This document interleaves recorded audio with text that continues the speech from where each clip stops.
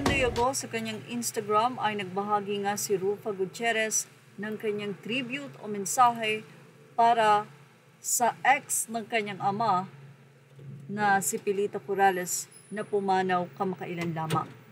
Sa naging post ni Rufa Gutierrez, ibinahagi niya ang photo ng kanyang kapatid na si Monching kasama ang kanyang ama at of course kasama din doon si Miss Pilita Corrales. Kung hindi tayo nagkakamali, ito po ay kuha noong 2024 ang 85th birthday ni Miss Pilita na kung saan nandyan din si Annabel Rama.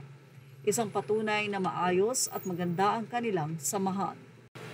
Ibinahagi ni Rufa Gutierrez at proud na ipinakita ang mga photo ni Eddie Gutierrez ng kanyang ama at ni Miss Pilita Corrales. Ibinahagi din niya ang photo ng kanyang pamangkin ni si Janine kasama ang kanyang lola na si Pilita. Ipinakita din ni Rufa ang kabataan ni Miss Pilita na hawig ni Janine at syempre ang looks nito ng kanyang katandaan na mababanaag pa rin ang kagandahan.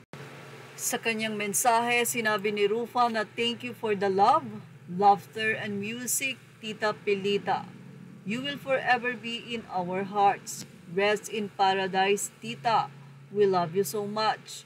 Cover photo was taken back in 2023 with Shara when she guested on Mom's Such a Cherished Moment with a True Icon.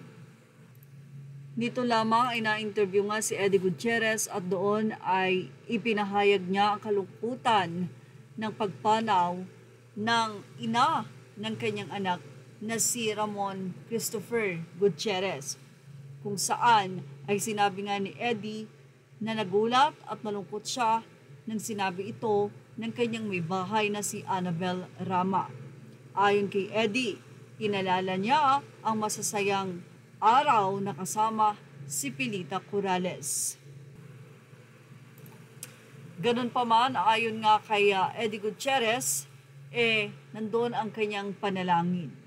Well, si Pilita Corrales ay pumanaw sa edad na 85 at mag-86 na nga sana siya ngayong taon na ito. Ayon kay Jackie Lou, na pumanaw ang kanyang ina sa mapayapang sitwasyon. Ito ay sinabi niya sa interview ng ABS-CBN at TV5. Yan ang ating showbiz snap update. Images are all credit to the rightful owners. Please like, share, and